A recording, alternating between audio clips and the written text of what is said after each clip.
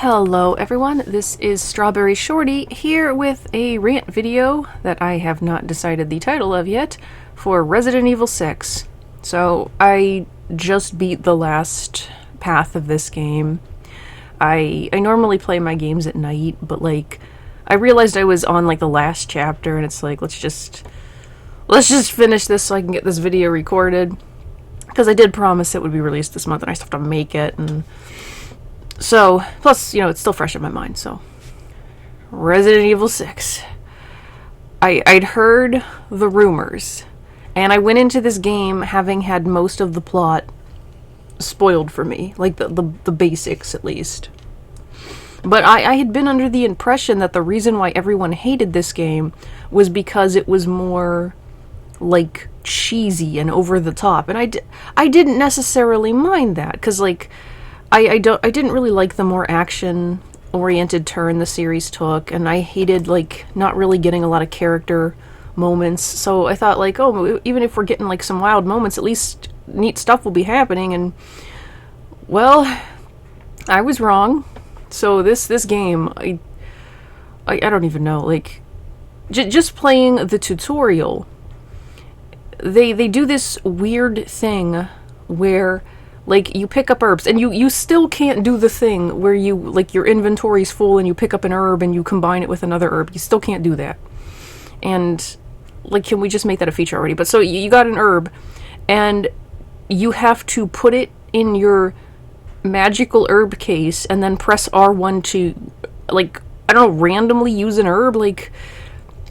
Everything about inventory management and healing in this game, they don't give you the normal inventory, box menu where you can see exactly how many slots you have and what's in them. And so if your inventory's full, you won't know it until you try to pick something up and can't.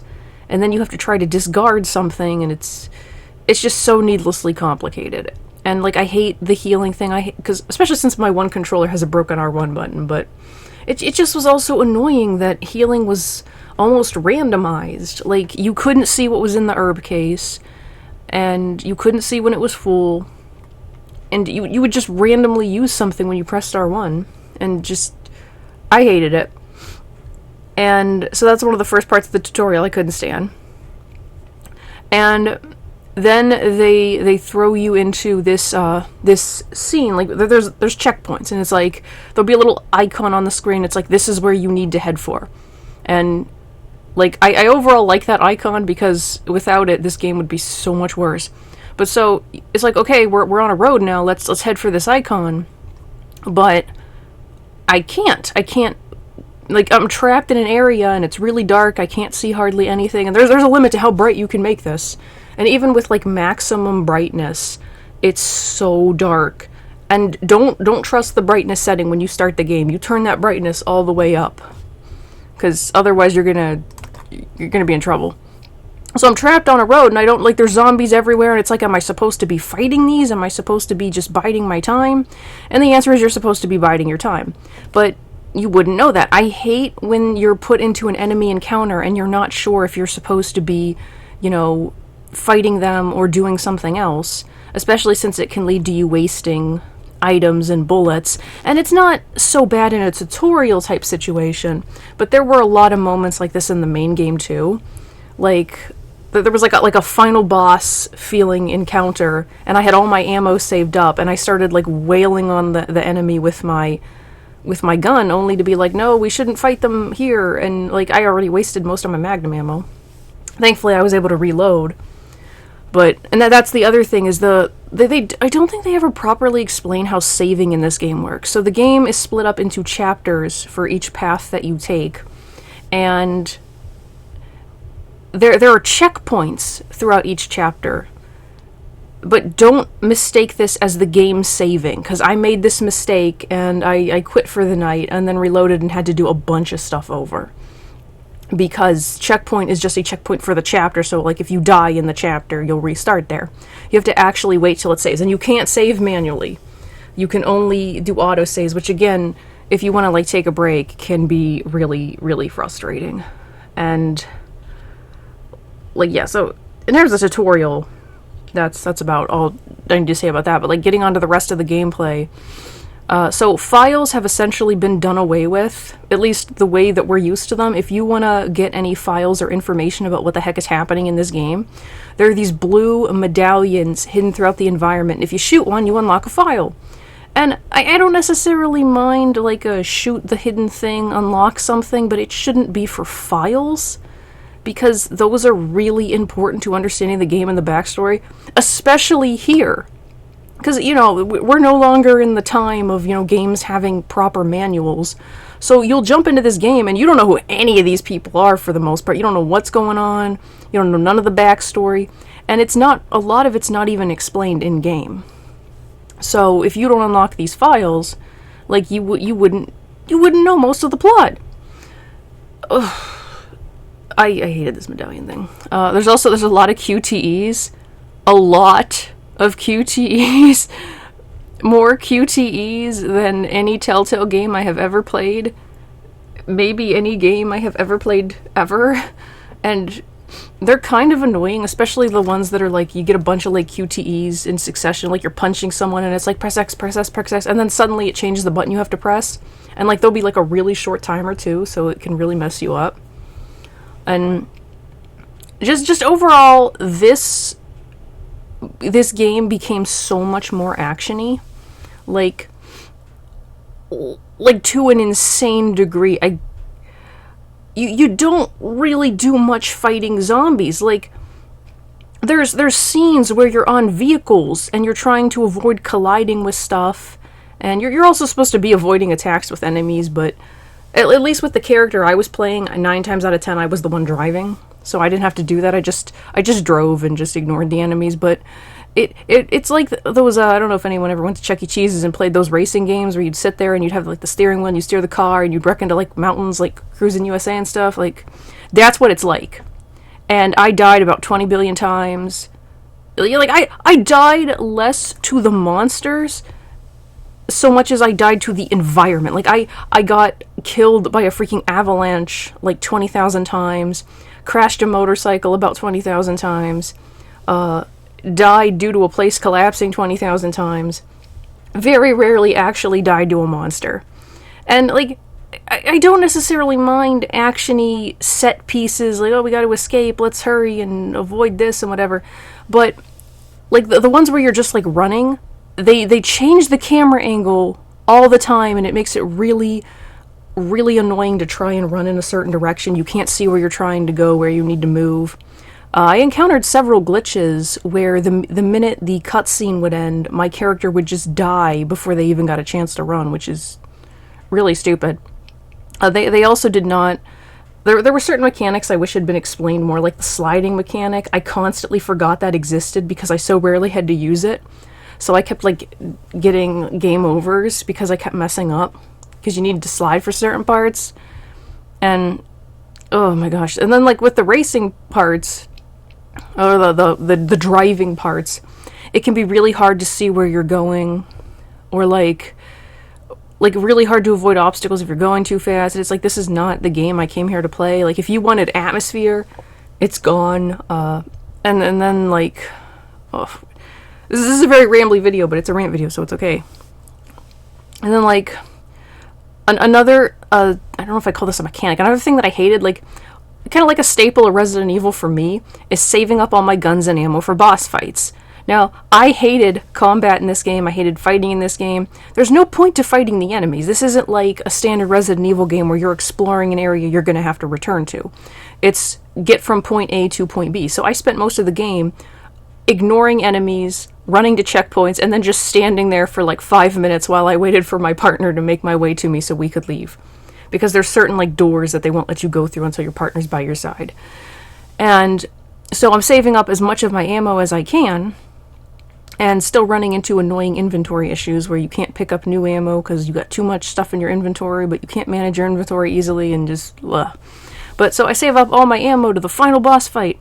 And then in at least 2 of the paths, you don't actually get, like in the Chris and Piers path, I was playing as Piers. Piers loses his arm, and so he ceases to be a gun combatant, so all that ammo and weaponry I saved useless, and I try to fight him with the weird electro arm, and that didn't go well. And then I just finished Jake and Sherry's campaign, and the same freaking thing happens, where they take my guns away, and it's like, I saved all this ammo. Now, thankfully, I had actually, like, unloaded my Magnum on Ustanok or whatever before that happened, so it wasn't a complete waste, but I was still really irritated. Like, I don't want to fight him with my fists. Like, the whole idea of, like, Jake having a fist fight with this big tyranny-esque monster, like, that's cool for a cutscene. For gameplay, it's just me awkwardly pressing R2 and kicking the enemy because I haven't been using the physical combat that much. I mean, that's not entirely true. Like, I would mostly use R2 when I wanted to take down enemies to save ammo, but I wasn't like Jake actually has a no weapons combat style. I never used that. So it didn't really go well.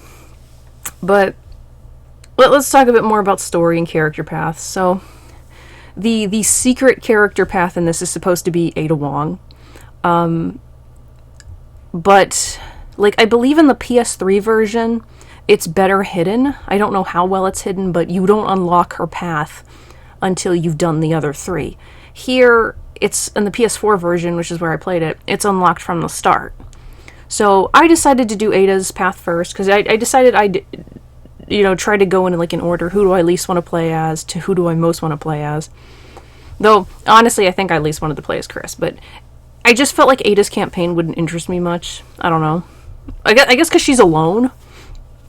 But her campaign, like, it highlights so many of the problems with this game. For starters, her campaign is filled with massive spoilers for the other campaigns. And there's no warning. They don't even have, like, a little message pop up like, warning, you should probably play this path last because it's filled with spoilers. And they start you off on this submarine, and they teach you how to sneak kill this one enemy.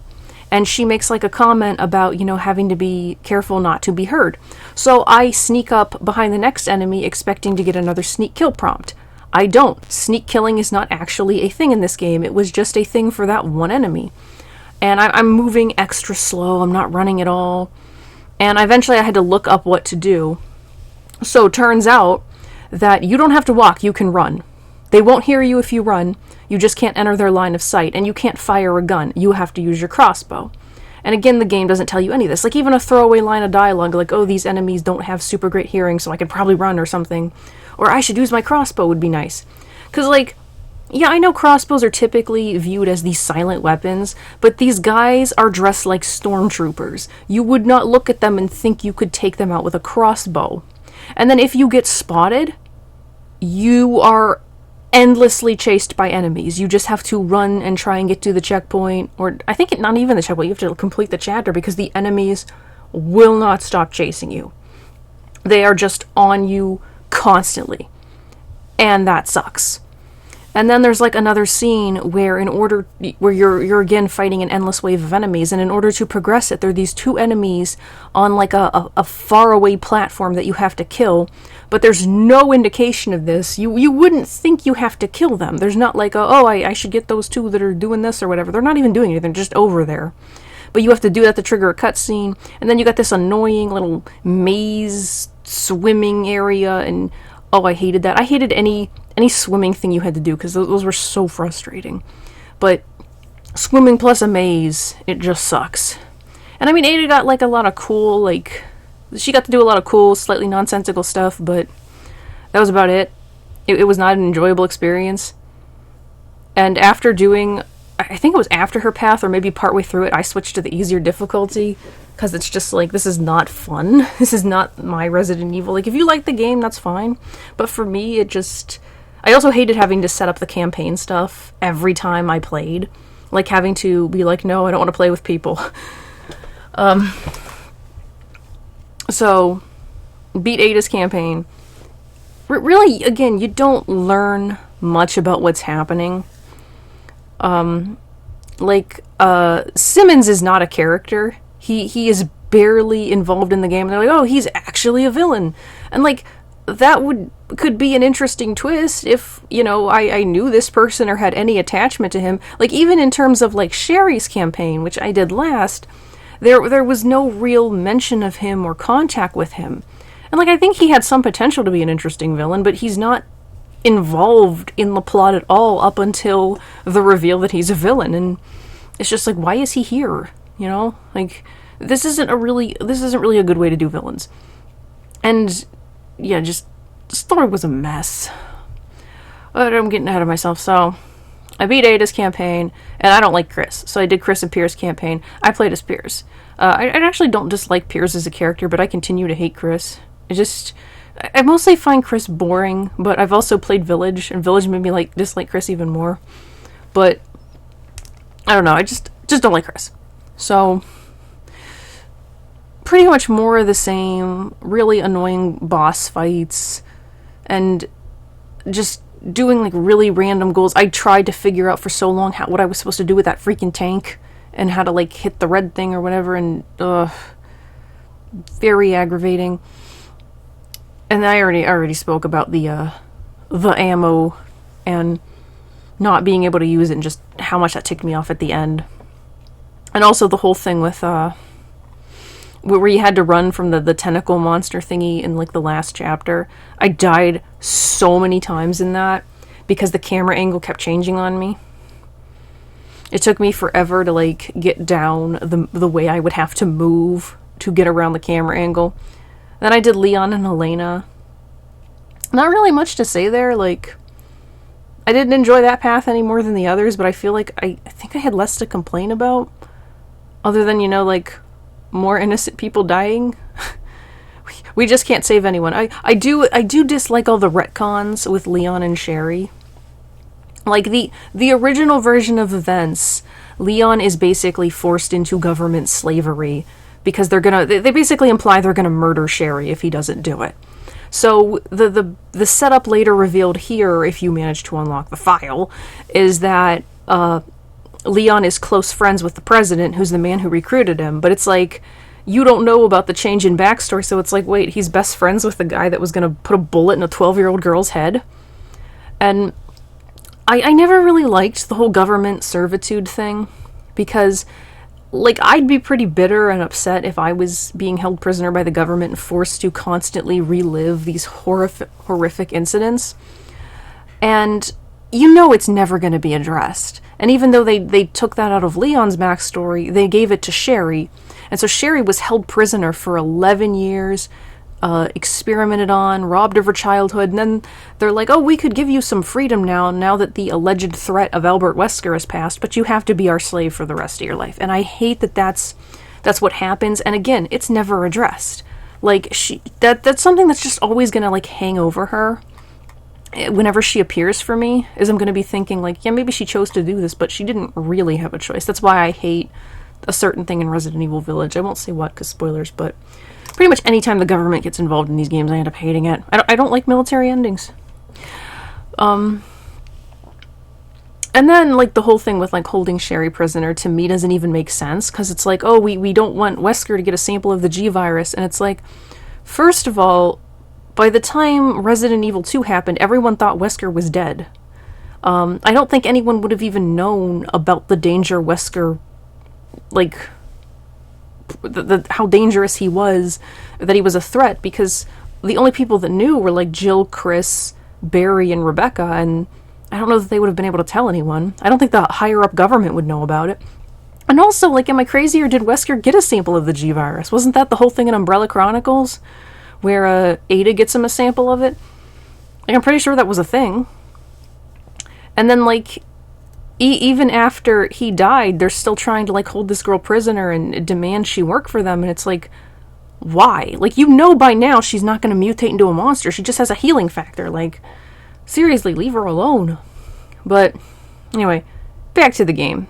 So I ended the game with Jake and Sherry. I played as Jake, even though I typically tend to go for the girl characters. I also played as Leon over Helena, because, I like Leon. I know Leon.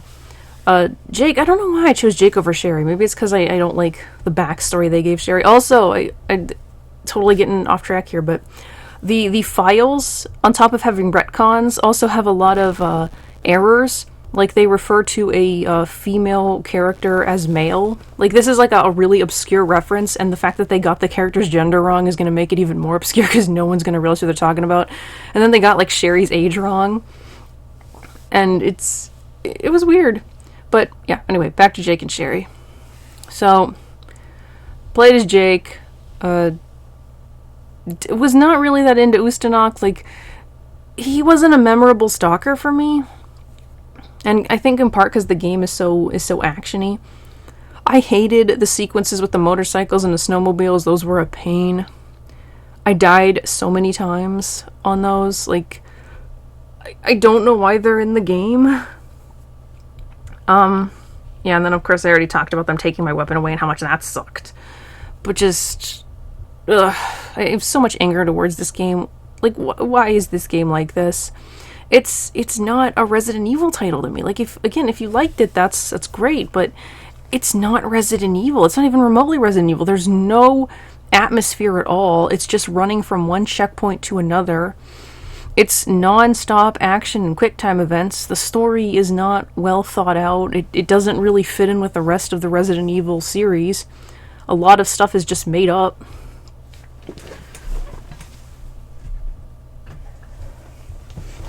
And just like, it just was not a good experience.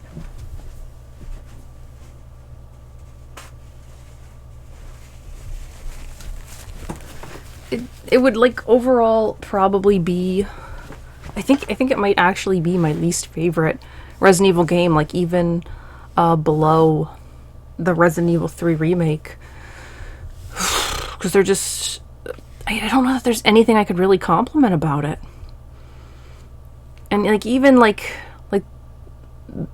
checkpoint feature, while useful, just there shouldn't have been checkpoints at all in the game where you have to, like, run to a certain area or whatever.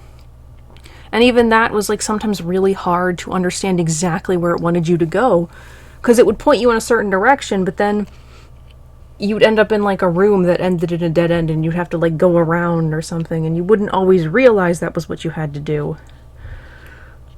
And just, yeah, like, I don't even know what more I can say about this game. Character-wise, like, again, no one really got any development. Like, I don't hate Jake or Piers. Helena kind of bored me. But they didn't do enough with the characters.